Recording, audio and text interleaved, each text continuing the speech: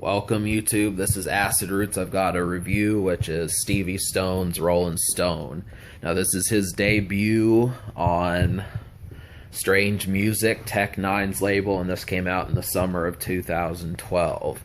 Now when this happened, it sold 6,000 copies in its first week, and I've looked for tons of places to find reviews on this album to see what they thought of it. But the only place I could really find anything was AllMusic. Now, that means, Hip Hop Deluxe, some of these other places don't really have reviews, so I figured me also trying to do reviews on YouTube, I'm about the only person who's reviewed Stevie Stone. So I want to cover his discography and admit that this guy is worthwhile quite a bit. I'm especially paying attention to his Strange Music records, but before this album that came out there, he was on Ruthless Records just like Hopsin. They share a collaboration record on here, and Swizz is also on there. And this was kind of, it's getting to the point where time is passing as far as the Strange Music heyday of this decade. And it's not so much that they've lost steam, just some of the old collaborations like Cut Calhoun and Hopsin and Swizz are kind of not together anymore. A lot of this stuff, it's like, new relationships are being formed, and we just don't know how often these folks are going to continue. So luckily, I think some of these things may just relace their relationships, but as of right now, it seems kind of shaky. But luckily, Stevie Stone is still on Strange Music. He dropped his most recent album in the summer of 2015, and I think he'll probably be back not too long from now.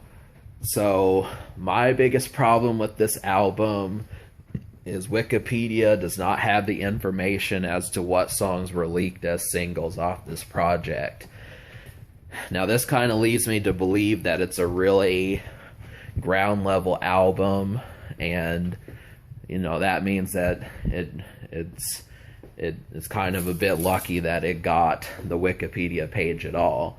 Now obviously you wouldn't know that from the guests that are on here, but I just couldn't figure out how this album was promoted, so I went to strangemusic.com, and it said a couple of the singles were 808 Bendin' with N9, and then Dollar General with Yellow Wolf.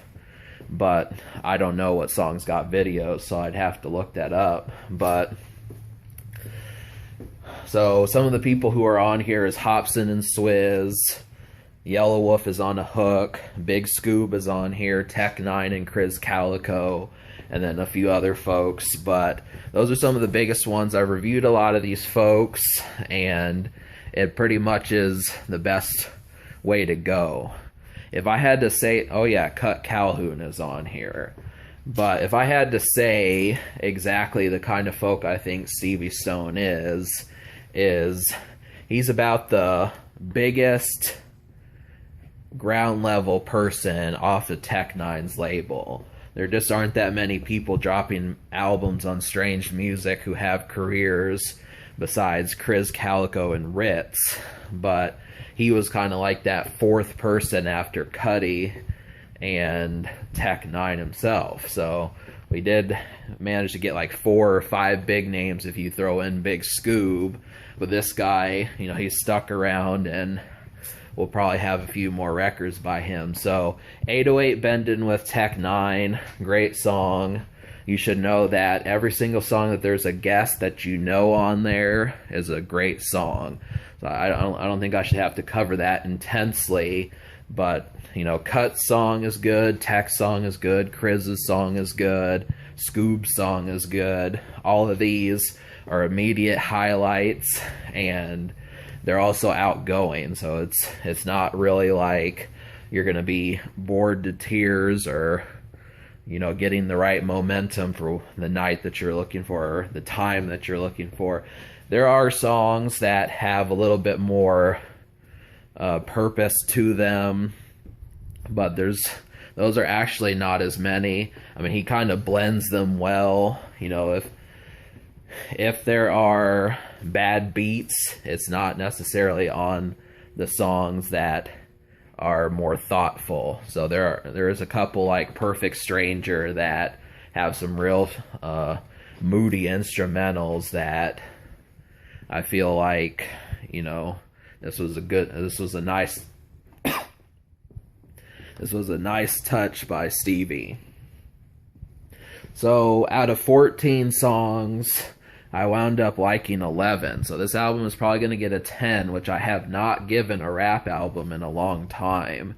So 11 songs you need to hear are Mosh, Going Down, Raw Talk, Dollar General, Keep My Name, 808 Bendin', Get Buck, Cast Out, Perfect Stranger, Too Far, and N9ne's. N9ne's has a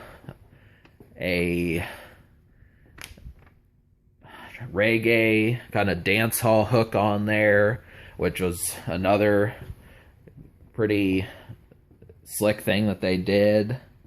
Dollar General has Yellow Wolf on the hook, and that one I think was a single, so that also seemed to be one of the most popular songs on here. Mosh was a great one. You know, thinking of rap songs that are mosh songs is interesting, but that's one of the best ones. I'd go for that one, Get Buck, and Cast Out. Those are some... Cast Out kind of has... That one just... It has like keys or notes in there that don't really sound particularly dark like most of the other stuff. So that's a strange one. Perfect Stranger is a real oozing song. I like that one quite a bit. And the N9ne's song, I mean, obviously go for that. Going Down with Big Scoob, I wanted to point that one out just in case some folks are not quite won over by Big Scoob. I mean, I would pay attention to that because that's one of the most live tracks on here. It's a real spark electric song, so I'm trying to say. And same thing with Mosh. The Hobson song is another highlight. You know, just everything, all 11 songs are highlights, but, you know, some of the ones you should go for first before other ones. If you know this album, just trust me, it is a pretty high score, which is actually better than a lot of the stuff I've reviewed, just because, you know, with the proper procedure to blending songs that are more thoughtful with the outgoing songs, it really makes a great concoction. And I feel like people like Eminem have done this, but it's great to see that Stevie Stone just nailed it, you know, first time through. You know, first, you know, he's on N9ne's label. The album only sells 6,000 copies first week, but it's still leagues above a lot of other stuff I've heard. You know, there's mainstream albums that don't give you as much of a good time as this album does. The only real problem with it is just the promotion. So this album gets a 10, but thing is the social score is more like a 4. I mean, if there were videos released for it, I don't know, but, you know, one of my websites, trying to look up information for this, it just was not the most popular album to find info on. So I was kind of having to go by intuition, which is something I don't really like doing. So social score gets a 4, but I guess really it would get a higher score if your friends like N9. It just depends upon how that is, but if you need like the mainstream songs, it's not really in high supply. So can this record be top? Not really. And the future, I bet Stevie Stone will be back in 2017 or in the future. So subscribe for more fun.